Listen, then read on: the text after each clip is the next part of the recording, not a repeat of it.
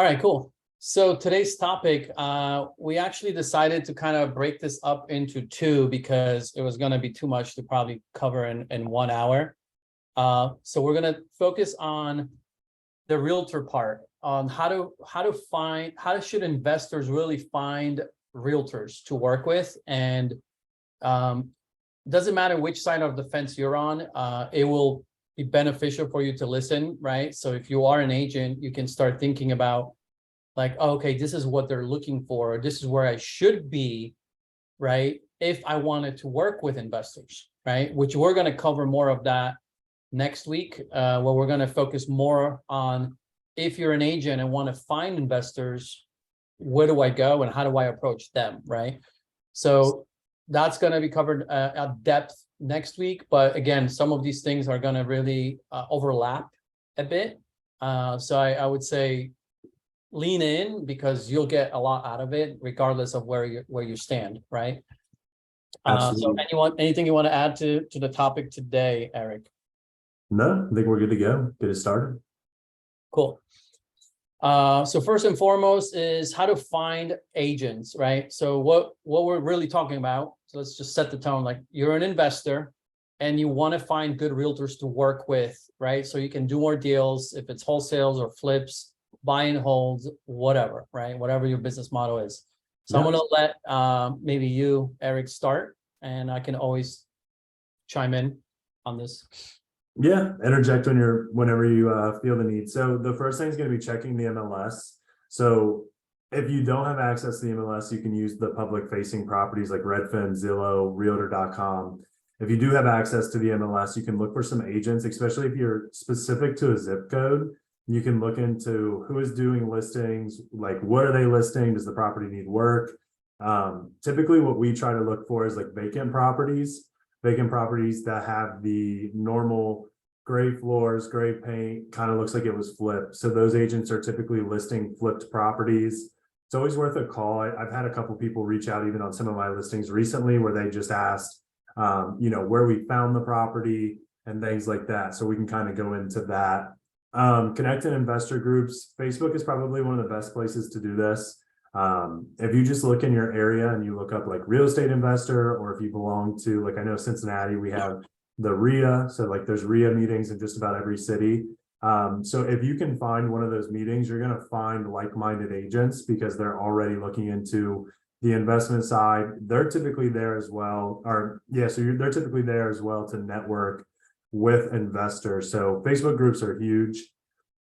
Go to investor masterminds in person to network with agents. This is actually where I found like a lot of my investors, was we go to those in-person ones. You kind of get a feel for them. You can have conversations. I get to kind of talk to the investors that I want to work with. Depending on how the meeting is set up, you might do like an introduction. And then if they say, hey, I'm an agent, I work with investors, you can pull them to the side at the end and just say, hey, what do you do for your investors? So that's a great way.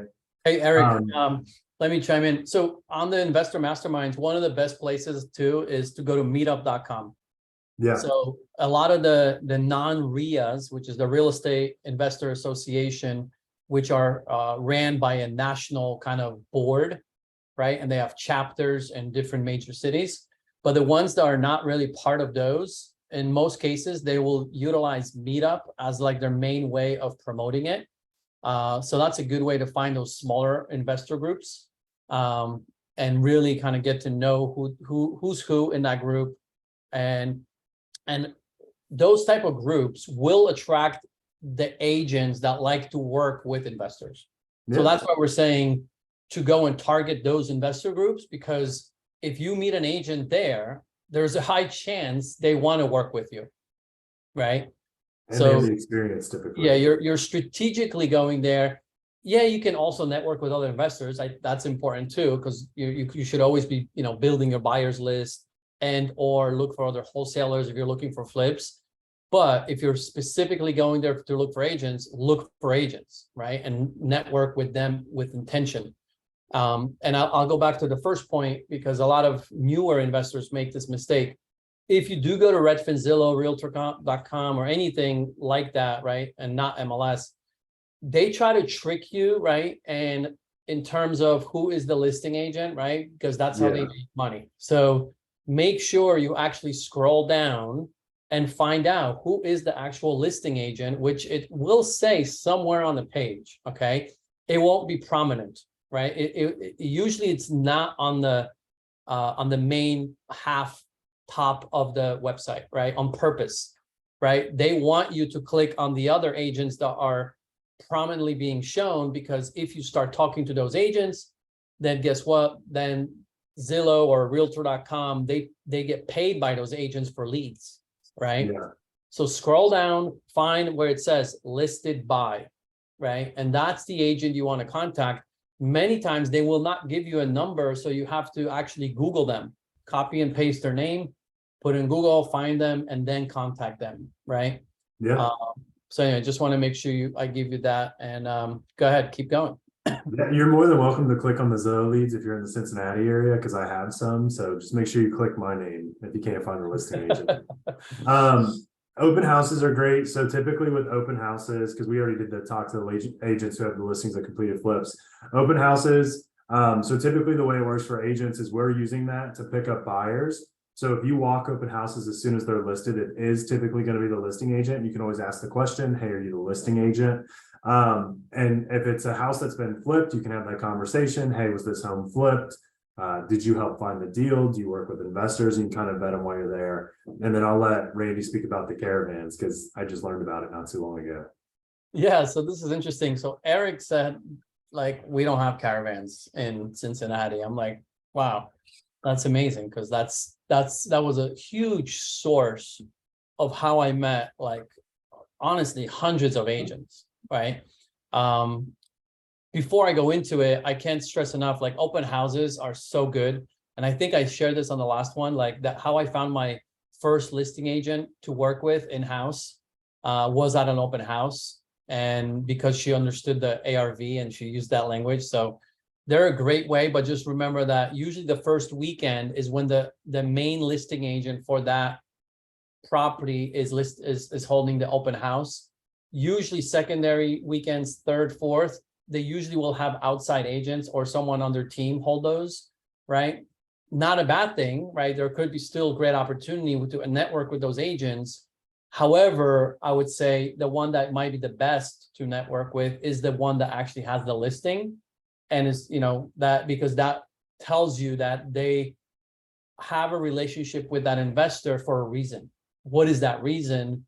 And how can you hook them to maybe start working with you as well, right? That's kind of what you're looking for. But caravans, actually, I want to ask, if anyone is outside of California, does anyone know what caravans are if you're outside of California here? Just unmute yourself, go ahead, let me know. I want to see if they happen ever.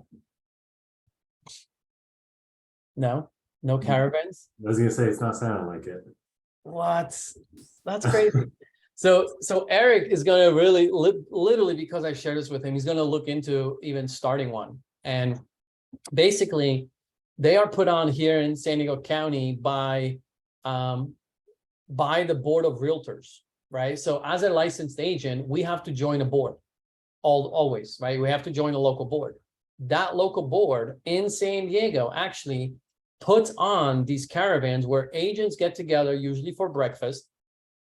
And literally there could be 20, 30, 40. Sometimes we have ones that are big. We have like 80 agents there that literally show up there. And as an investor, when I was running our investment firm years ago, I would go to these things, right? Because I was a licensed agent. So if you're a licensed investor, you have the luxury of going to these as an agent, right? With several intentions. One, of course, to meet the agents. Two, to also get deals, of course, right? So what I would do at these caravans is I would go there with that intention. And as far as a caravan, though, let me explain what it is. It's agents getting together and they literally pitch properties in front of the room. Usually you have to submit your property a week prior to the board of realtors that's running. There's usually a person that's identified to lead that caravan for that region of San Diego County. We have to submit our property if we want to be the agent pitching the property in front of the other agents. And it's designed to really promote your listing amongst your peers, right? And see if you can potentially make a match. Maybe they have a buyer for your listing, right? And yes, you could say, well, aren't they on the MLS?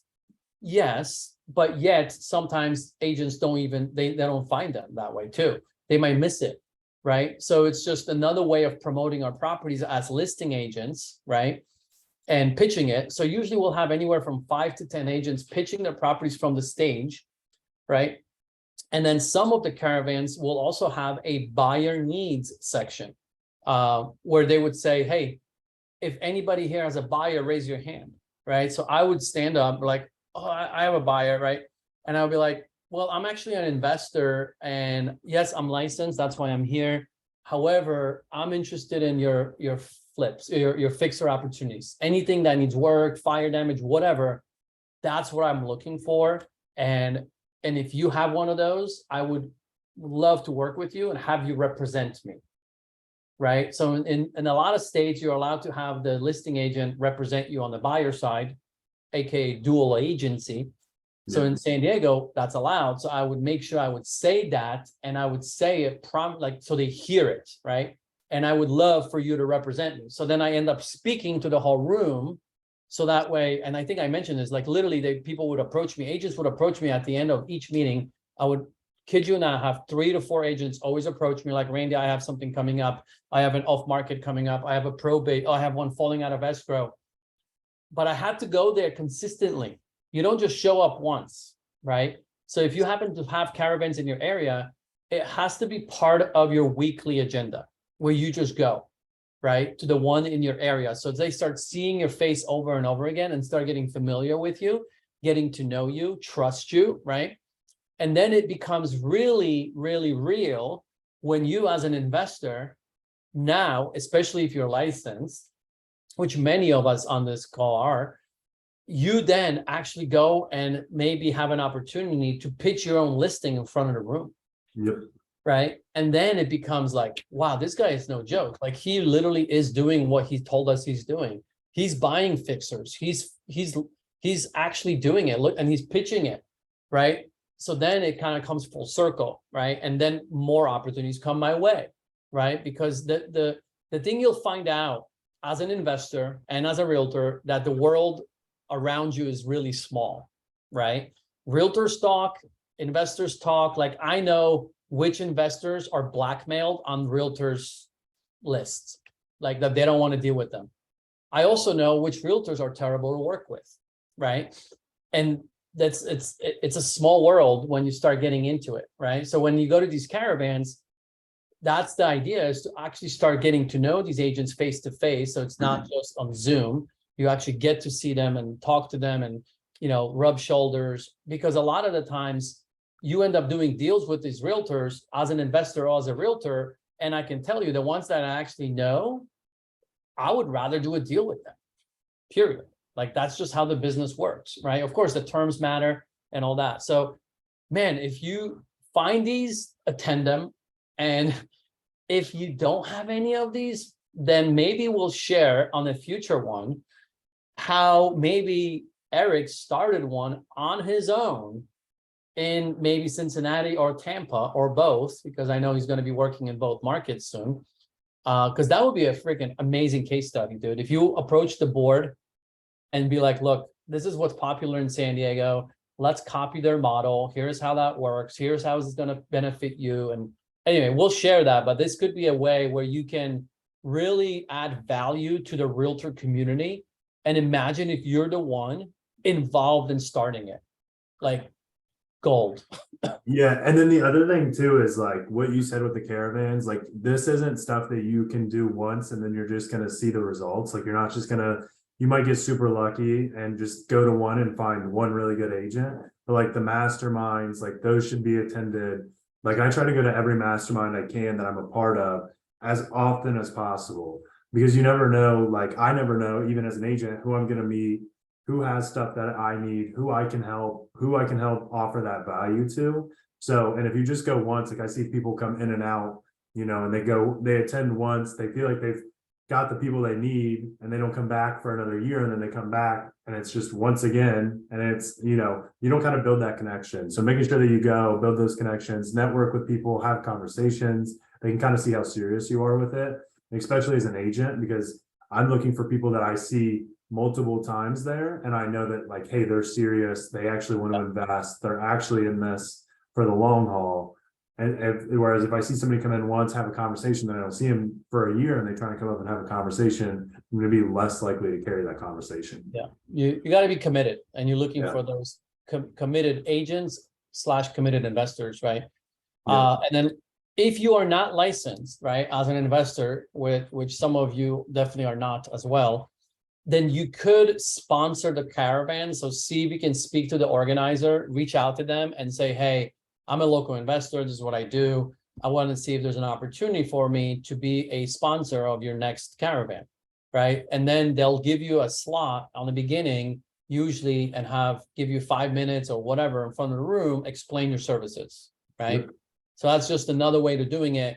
It could, of course, get costly if you're going to try to do it every single week, right? Hence why a lot of investors get licensed, because these are the type of opportunities that are available to us, at least in San Diego, that I can't attend if I'm not licensed, right? And I don't know if I would want to have a budget of constantly spending whatever that amount is, 100, 200 per caravan to sponsor it, right? It could get costly, right? Absolutely.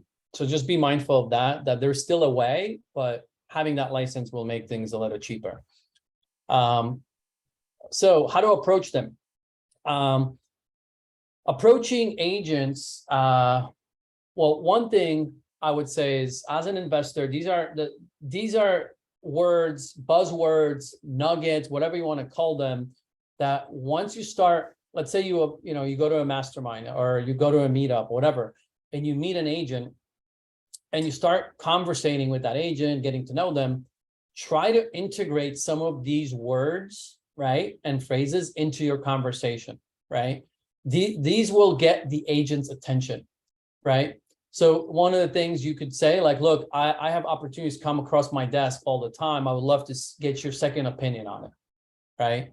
And that falls in line in what agents are good at, right? If they're good, if they know their market, they will be eager to help you determine the value of the property. However, don't burn them out, right? Because if you keep sending that agent just constant flow of things for them to review without you doing any work, you'll burn them out. And Eric, you can share on this. You told me earlier, right? You have just a recent experience with this. Yeah, so I run CMAs for like clients anytime they send me something, or I'll even sit at home and just run investment properties and run the CMAs on them. But so like I met with a new investor earlier this week, and he's definitely excited about getting into it. But as soon as we finished the meeting, I was like, just send me stuff that's been sitting on the market for a while, need some updates, would love to help. And then I think I immediately received like 8 or 9 properties from him. And he's like, can you run these? And every single one of them had either been flipped or there was nothing there. So I had to have the conversation with him and like, hey, we are looking to add value. So when you're sending homes that are already at the top of their ARV or they're already fixed up, those aren't ones I'm going to run CMAs on. Instead, send me ones that have been sitting on the MLS for a while, have blue carpet, outdated, laminate countertops, things like that. So you can definitely like burn out your agent. If you put too much on an agent and they're busy and they do really well, if you put too much on them to start out, they're just going to they're going to go where it's a little bit less resistance for the business. Perfect. And this next one is just, it annoys me so much. So every now and then now, as most agents, you never know when a flip opportunity will come across your desk that you're going to be asked to list. Okay. And I'll get those as well. And I would list that property, and I know that I'm going to get a ton of interest because it's a flip opportunity and I price it right. So I also want to make it in a way where it doesn't completely derail my whole day, right? Meaning I don't want to get 20 calls within an hour, right? So what I will specifically say, especially if you're an agent working with investors and you have access to the MLS, I'll put in the instructions, very specific things that I want you to follow, such as, let's say you're listing the property on the Thursday but the first showing isn't until Saturday at noon, don't call me to try to get into the property on Friday. Like it just gets like the busy agents will actually get annoyed and it will backfire at you in most cases, right? So do your best, of course, to follow those directions if you have access to the MLS. And this is, again, the challenge. If you're an investor without access to the MLS, you don't see the confidential remarks that we see as agents in the MLS. And the confidential remarks will say things like, no showings until Saturday at noon. Don't, please text me only at this number, or call my assistant with any questions or offers, blah, blah, blah. Here is her number. Like, it will say specific things like that, right? And I do everything with my team member, Jessica, who I thought I saw, she's on the Zoom even. And I can't tell you how many times, like, we list the property together and I am the first agent, she's the second agent. And in the instructions, it will always say in like 3 different places, like, text or call Jessica with any questions. And they still call me. And their response would be, oh, well, Jessica didn't pick up the phone. I'm like, well, no kidding. We're busy too, but she will get back to you. If that's what I told you, I don't say that to them, right? But that's what I want to say, right? So I just don't pick up the phone and I just text them back, right? And say, call Jessica. And then they'll be like, oh, she hasn't called me back yet. And it's been like 30 minutes. Like, don't worry, she'll call you back, right? I'm nice. But it's like, these are the things that honestly do not work in your favor if you're the investor trying to build a relationship with that realtor, right? Now, on the flip side, if you are an investor and you don't have access to the MLS and you can see those confidential remarks, well, then you're excused, okay? However, you still want to, what I would do is I would maybe text the listing agent first, if you could find their cell phone number, which you should be able to online, right? I'm like, hey, I'm really interested in this property you just listed. Would you be interested in representing me on this property? Yeah. Like, just, right? And the ones that are serious and they want to do a dual representation will definitely talk to you then, right? And then those rules that are in the MLS don't apply, because now you are building an agent-client relationship.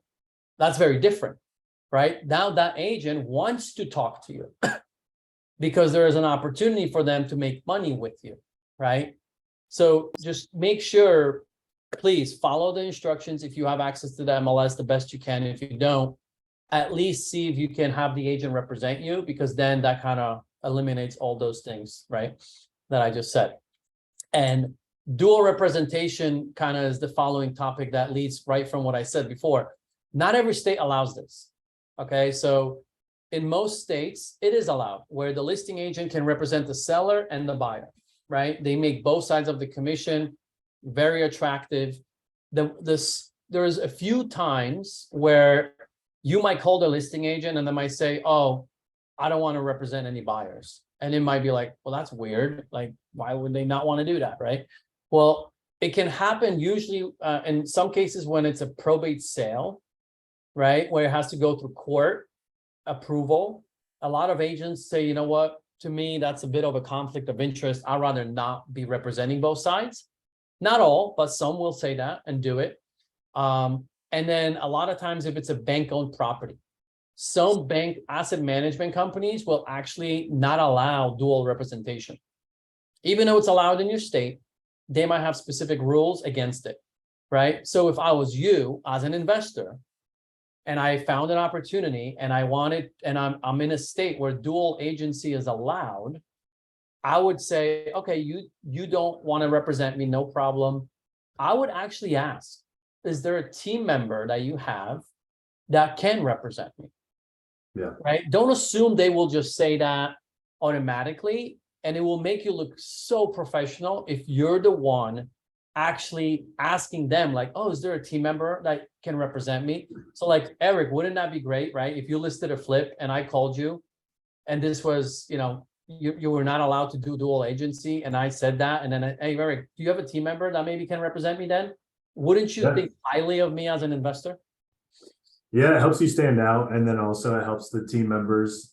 There's agents too, like we allow dual agency in Ohio. I know there's agents in our market that won't do it.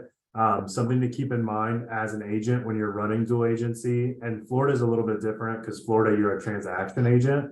So you actually don't hold fiduciary duties to your clients, you hold it to the transaction. So that's always something to keep in mind too. But when it comes to dual agency in Ohio, you have to really walk a thin line. Like I've done it quite a bit, and you have to, there is no disclosing, there's certain rules. So there's no disclosing. Like if my buyer says, hey, I'm going to offer 160 on this property, but honestly, I can go up to 190 on it. I can't go to my seller and say, hey, he's going to offer 160, but really push back at 190. I have to keep everything confidential and kind of in a neat little box. So that's something else to remember. Make sure that like with that agent, like they're trying to do the best they can too, to make sure that whatever you're saying isn't making it back to the seller and vice versa. We have to work separately, but in the fiduciary duties for both agents or both clients. So that's like one little tidbit on dual representation.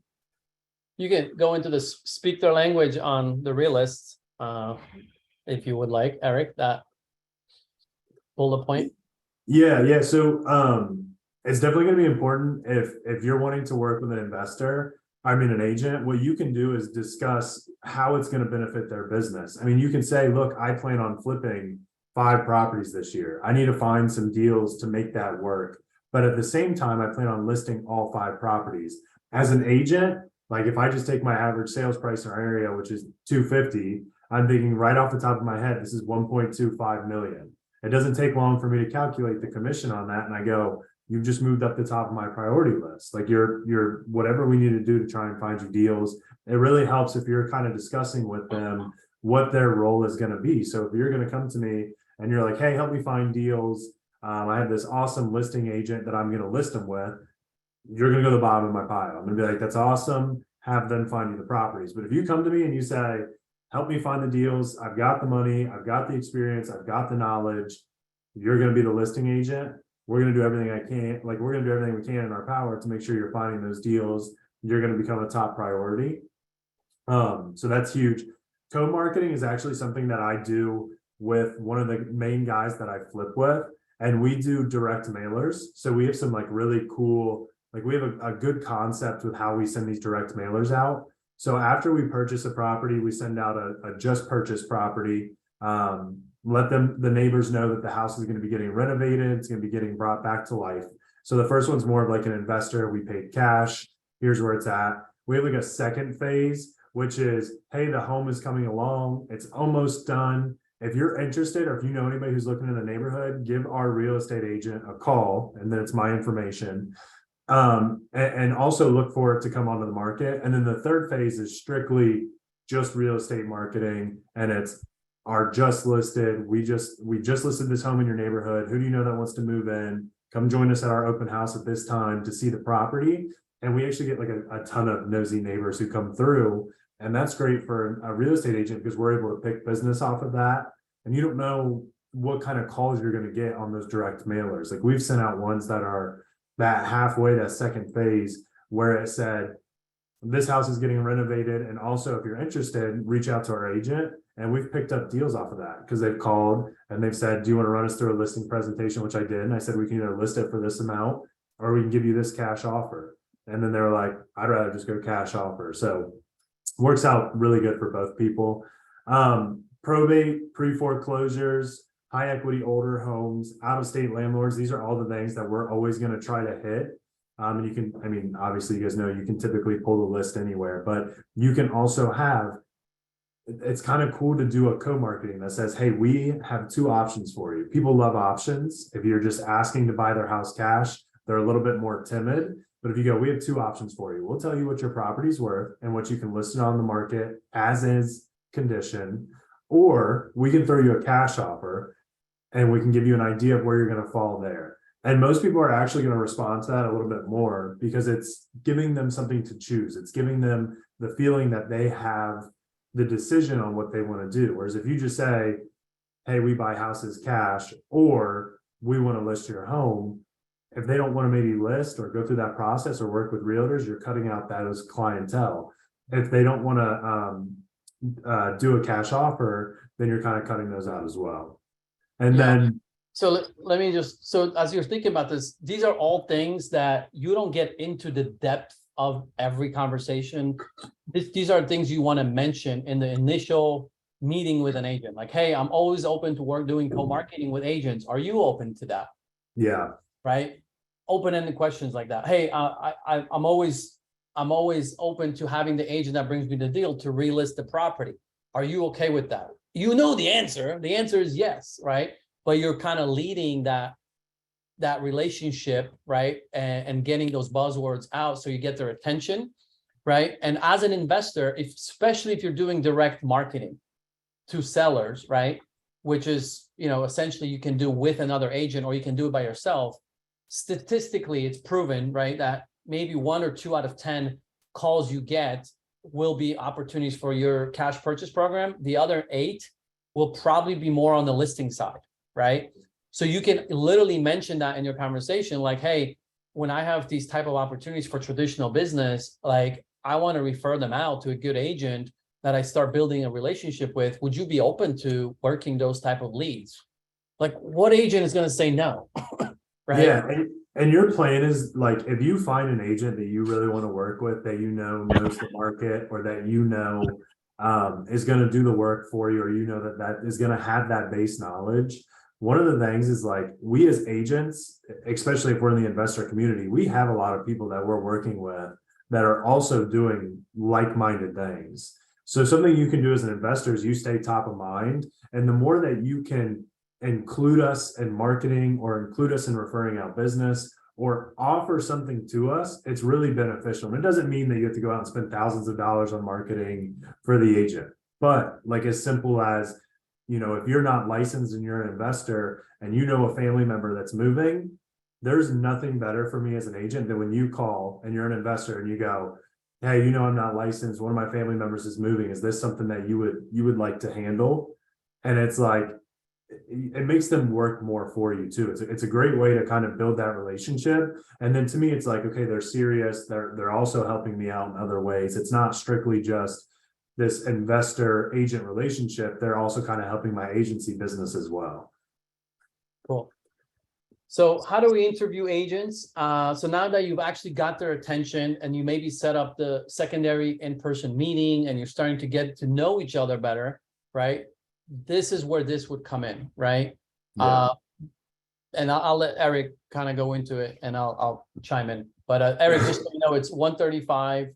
I think we have like 4 slides left. So I want to make sure we finish on time too.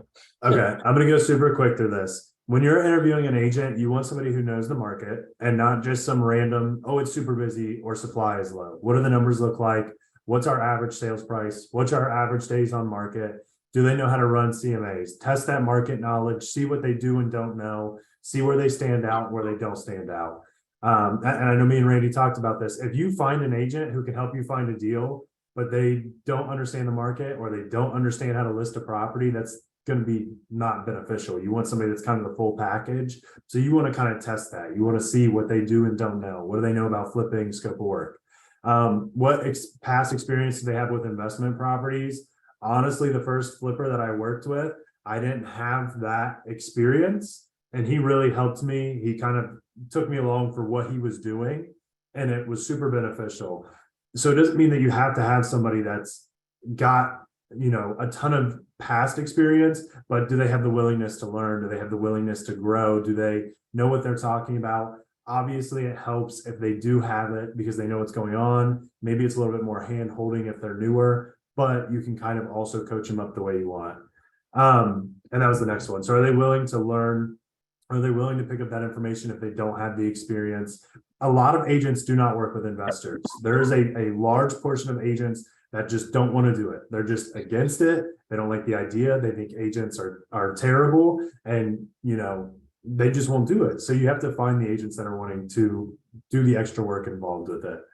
Willingness to talk to off-market leads. I can't tell you how many investors love the fact that I'll cold call for them. If they get direct mail calls, they're more than welcome to send them my way. I know how to handle the calls, the objections. I know how to handle setting up appointments. I know what to talk about on the leads. So for some of my investors, when they get those inbound calls, they go to me. I then set up the appointment, walk the property with the seller, discuss the multiple options, and try and lock it up.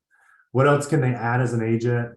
There's more to just being an agent than either finding a deal or listing a deal. What are they going to do to help you find off-market deals? What are they going to do to help you find on-market deals? What can they help with?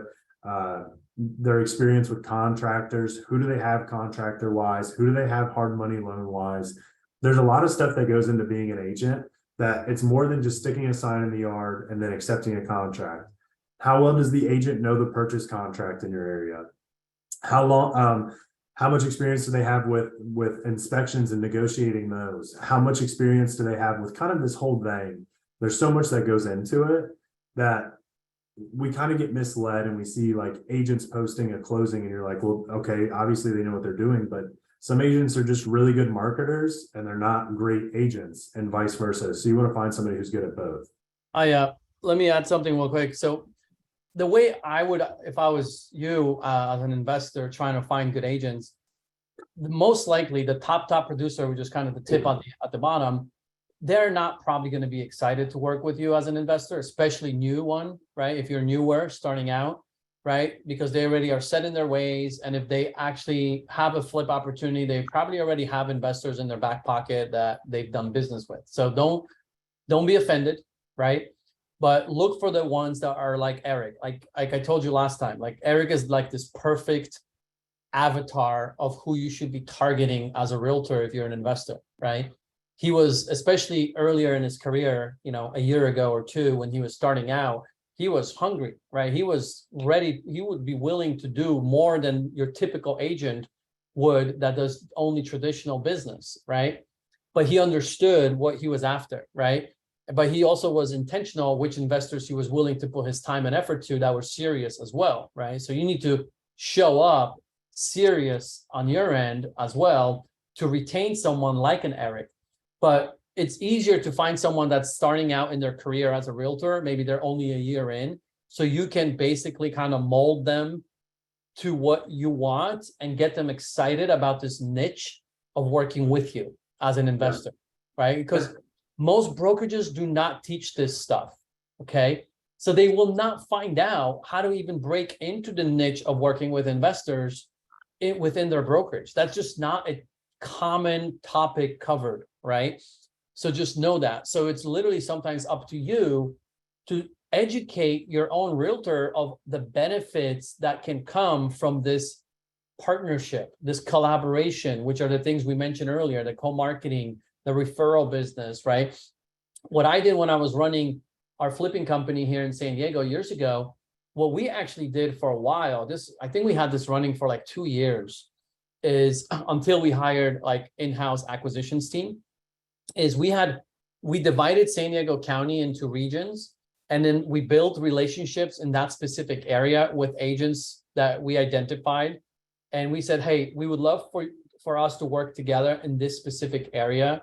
If you can keep an eye on the MLS on our behalf in this specific area, and if any fixers come on the market, let us know right away, and let's work together on submitting an offer on that property.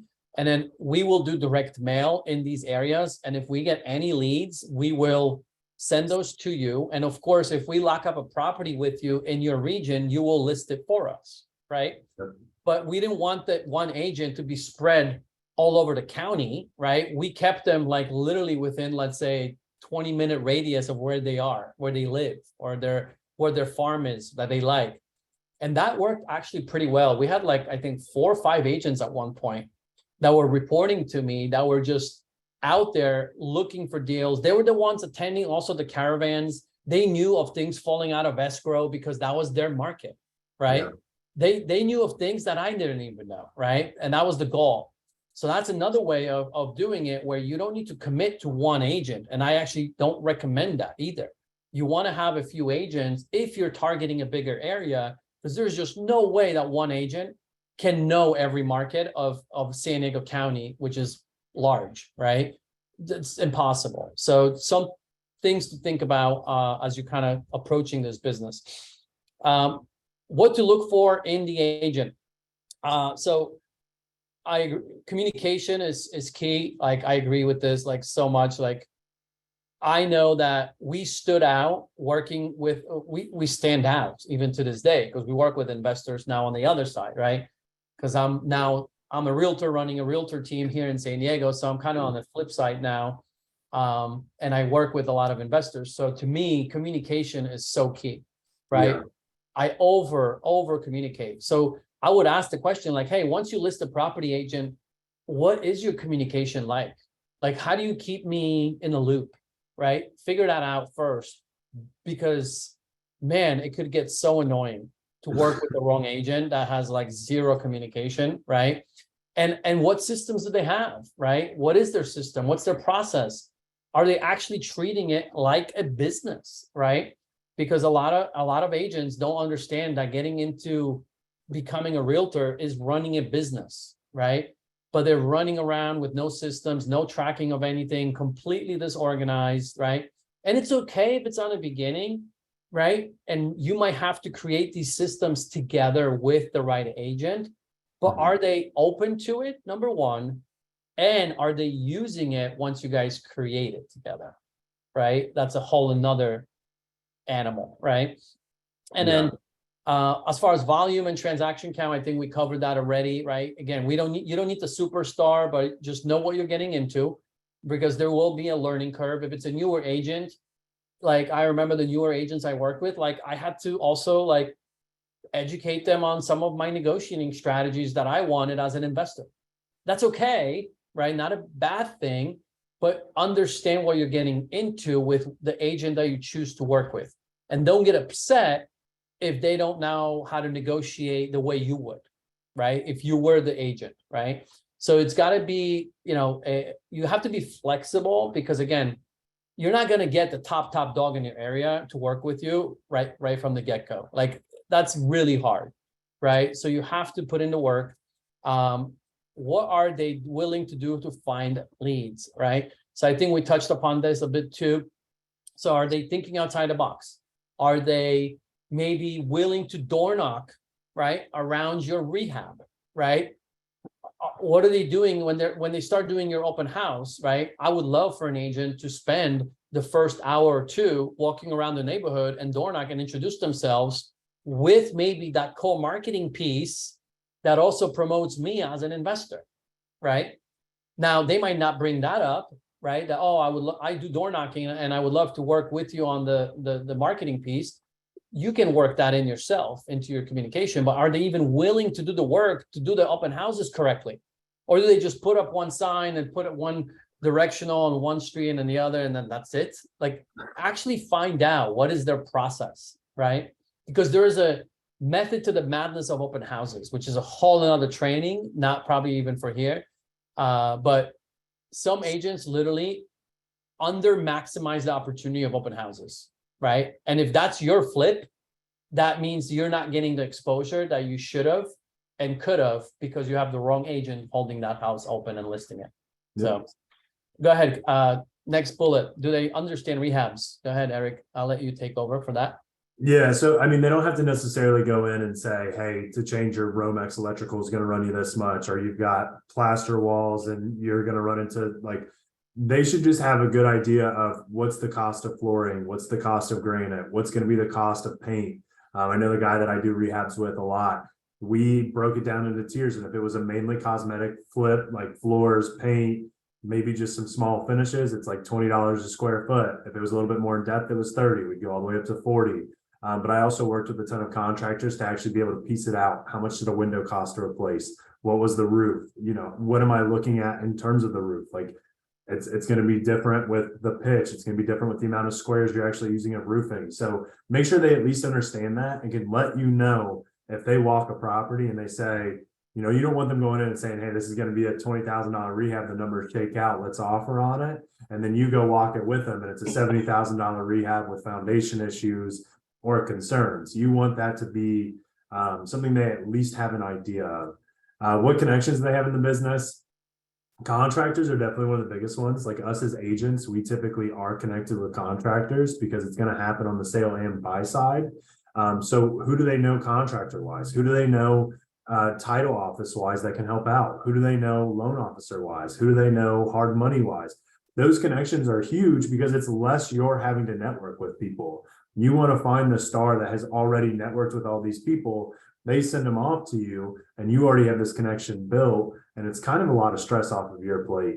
And then for referrals, ideally the agent has a Zillow profile with past sales and reviews. If you're going to go ahead and refer somebody off and they don't have any online presence, which me and Randy were talking about before this, if they don't have any online presence, if they don't have anything that whoever you're referring them to can look it up, it's not going to hold as much accountability. Where if they type in Eric Gross Group, up pops up their business page, past transactions, reviews, websites, and stuff like that. One of the things I wanted to add into this one, while you were talking, Randy, and I actually talked to somebody about this morning. I treat my investor's business the same as my business. When my investor is getting into a flip, I look at it from the same viewpoint they do. To me, I want to make sure that all of my investors are profiting as much as possible on every transaction, that they're safe, that I'm running my numbers conservatively. It is not something that I go into haphazardly, where I'm just saying, cool, I'm locking up a commission, 3% buy side, 3% sell side. It is super important. I have somebody's financial stake in order. So, find agents that have that same responsiveness. That's actually why I got into the business, is I worked with a ton of agents when I was looking for investments. And when I had discussions with them, I'm like, all they're trying to do is grab a commission. All they're trying to do is talk me into purchasing this property because it's a quick $5,000 they're going to make. We don't run our business that way. Find agents that actually care, that actually take the time, that run their stuff conservatively, that explain stuff to you the way that it needs to be explained. I'm not going to post a 350 ARV on a house if it's worth 250 just because I want to get the commission. That doesn't help anybody in this business. It's not a long-term relationship. So I kind of thought about that when you were talking about it. It's something I discuss a lot of times with my investors. And what I would add to some of the points here is, I guess too, if you're an investor and again, you're working with someone newer and maybe they don't have the experience yet, and you got the agent excited to go down this investor niche, well, you should have your systems in place to them, right? So if they don't understand what a scope of work would look like or cost, then maybe that's not a big deal, as long as you have your stuff in order and you can show them, look, when I walk a property as an investor, here's what I use to quickly estimate my repairs. Eventually, I would love for you, agents, to do that for me. So what I mentioned earlier, when we had agents in different regions, they had our repair estimator that they walked the property with. So they were doing the repair estimator for us. We were submitting offer without seeing the property until we locked it up. Right? Well, how could we do that? Well, we had to train these agents about our scope of work, about the repair that the cost analysis estimated. Not every agent is going to know that. Now, the ones that do, well, that's a freaking plus, and you should absolutely work with them if they have room for you. But it's not a negative if they don't, as long as you're willing to teach them and they're willing to learn and you got your shit in order. Because that's what it comes down to. Because if you don't got your stuff in order as an investor, like, good luck. Then it's like two blind people leading, to nowhere, right? And I'll finish on this and I'll let you say something. For referrals, right? Again, if that agent doesn't have a Zillow profile built out or doesn't have reviews on Google, again, not the end of the world. However, they need to be willing to get that started ASAP. So if you're an agent on here and you don't have any public presence, where if I Google your name and I can't find any reviews about you, any sales about you, that's a knock against you. And it will be very difficult for me to refer you a traditional lead, because if they look you up, it's like, how are they going to be convinced to work with you before you even enter into the door? They're not. Yeah. They'll be like, wait, no, I'm going to go with the other agent because like they actually look good online. They have reviews, they have sales. So as long as I can help you as an investor work on your profile and I can leave a review for you, then you go to your family members, ask for reviews, go to service providers, go to your title rep, go to your contractor, right? So you as an investor can literally imagine you approaching these agents with this business plan, this new agent, and telling them, look, we're going to make you a superstar. Let's work together. You would have an agent loyal to you for life, like Yeah. guaranteed. If you came up with these ideas of what a business plan should look like in order for both of you to succeed the way you envision it, right? For this relationship to work. So yeah, I just want to make sure, like, not to get discouraged with the agents that are newer, because those could be the best ones to mold and make an Eric out of them. I mean, I think Eric is a perfect one. All right, as an agent, how do you stand out as we take this home? Go ahead, Eric. All right. Some of these are going to overlap, but go ahead. So this is thinking from an agent perspective, like if we're looking for you, what would we want to see? Like, take these as tips, right? Yeah. Go ahead. I'm going to fly through this, so we still have a couple minutes for questions. Network and mastermind groups, that helps you stand out. Make sure you're using your knowledge. Learn the lingo involved around the investment side. Discuss past deals and experience, even if they're not flips. If you have good past deals, it's important that you discuss it. If you overcame some obstacles and objections, network with contacts like hard money lenders, contractors, title, loan officers, investor friendly. One of the first people to reach out to me when I got licensed was my title guy, and he has literally put me in touch with all of the loan officers I use, and like half of my business is with people because of him. Learn how to put a scope of work together, at least a ballpark for a rehab. Again, you might not have to know this. The investor you're working with might be able to teach it. I loved it. I volunteered for Habitat before I got into real estate, so I had some experience with building homes. I had done my own rehabs at some other property, like at my personal residence and stuff before I did it. So I knew what the costs were. Learn investment numbers and terms, be able to speak the language, 70% ARV, cash out refinance, DSCR loans. All of those terms are so important. They help you stand out and they make a huge difference. Find opportunities for clients and investors. Anytime you can find that opportunity and you bring a deal, I can guarantee you as an agent, if I go to an investor and I say, hi, I have this killer flip, would you be interested in it? I don't think I'd have a single investor that'd say no. But that's making sure that you can find it. That's making sure that you spend that time running those numbers and practicing. That's what I did when I started. Be able to identify value add. It's really normal in our area that you'll have a 2-bed, 1-bath house that's 1,300 square feet. My house right now is 1,300 square feet. As long as the layout allows it, you can add a 3rd bedroom. Well, a 2-bed, 1-bath, 1,300 square feet house, let's say it's listed for 180. You might be able to do that bedroom with framing and stuff for 5,000 to 10,000. That might add 20,000 to 30,000 on the value. That's important to be able to discuss with your investors, to have the plan for the property. Identify up and coming areas, opportunity zones. We always see these areas where business is coming in. As an agent with boots on the ground, what are you hearing? There's a new restaurant, there's a new apartment building come in, there's new jobs going.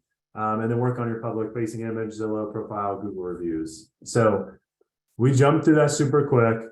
And then now you let's say you found the agent, right? How do you retain them? One thing to always remember, if the deal is sourced through the agent, use them on the listing side, right? Yep. Just offer that right from the beginning. If off-market property is brought to you by that agent, I would recommend offering them a payment for sourcing the deal on the front end. I just brought a deal to the one of the flippers I work with. This was last year, and I said, look, here's an opportunity. Here's what I will want. I asked for it because I'm an experienced agent and I know how to work with flippers, but some will not know this. So I asked, like, hey, I want 10,000 on the front end, and I want a 1% listing on the back end because this is $1 million listing. I was like, so work your numbers, give me an offer that puts that into account, because that's what I want, right? So I got my 10,000 in front end. We just listed the property actually last week, and now we're in escrow. So it worked out perfectly. But sometimes, the reason that's important for the agent is, what if you decide to hold on to the property because the market shifts, and now that agent is now out on that listing commission?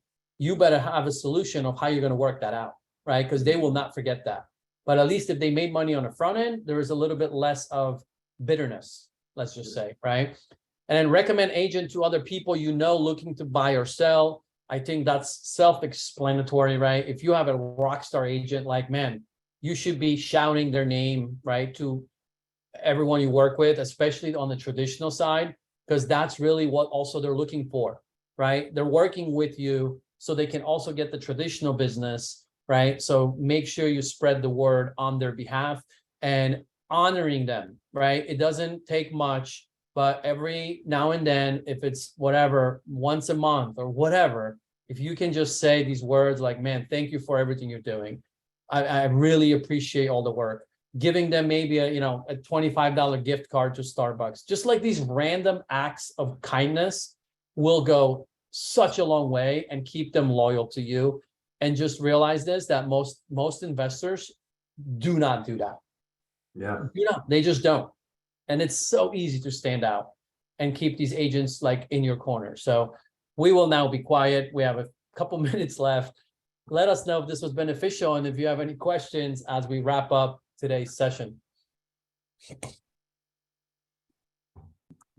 Any questions? Feel free to unmute. Questions, comments, we love feedback and honor too, by the way. So we would love some. Thank yous would be nice. Can I ask a question? Yeah, go ahead, Alex. So I know like one of the tips that was given as like, kind of like a new agent was to really know how to speak the language and that kind of stuff. And there's been a good amount of stuff that I've picked up, from Eric, just running around with him. And I was wondering if anybody has any good sources, like books or somewhere to look where it's like you can just start learning the language, you know what I mean? Yeah, I picked up most of mine on podcast. Bigger Pockets. I don't know what Randy thinks of it. I've never asked him, but Bigger Pockets was where I actually got a lot of my information from at the beginning. I listened to every podcast twice on 2x speed. So it was originally Brandon and Josh, and they discussed it. And then once I kind of got into that, I started working. A lot of it I picked up after working with investors. There's stuff that podcasts will talk about. You'll know ARV, but I now know we need to be 70% of the ARV minus repairs for our all-in costs and stuff like that. Use pickup working, and every investor kind of has a different requirement. I agree. Honestly, there's certain podcasts that I love, and this one is actually sponsored by Bigger Pockets. I listen to this. It's called On the Market. Yep. On the market. It's part of the Bigger Pockets extension, but that's a good one because it really stays on top of everything that's happening in the industry, and it will just make you look professional, right? Because eventually you're going to start understanding those terms, those words, what the market is doing. So if an investor brings something up, you'll be like, oh, well, here's what I just heard, right? Oh, boom. And you start using those buzzwords, they're using stats, that's what they want to hear, right? Yeah. And it keeps you on top of it, right? Books are good, of course, but they're more general. They're not timely. That's true. That's right? a fair point. But podcasts, if you find the right one, like the one On the Market, that's a timely podcast. Whatever is happening right now, I'm learning. And it's the best thing because I'm working out and I'm listening to these guys talk about the market, and I have different perspectives because they bring people from different parts of the US, which is also very beneficial. Sweet. I appreciate it. Anybody else?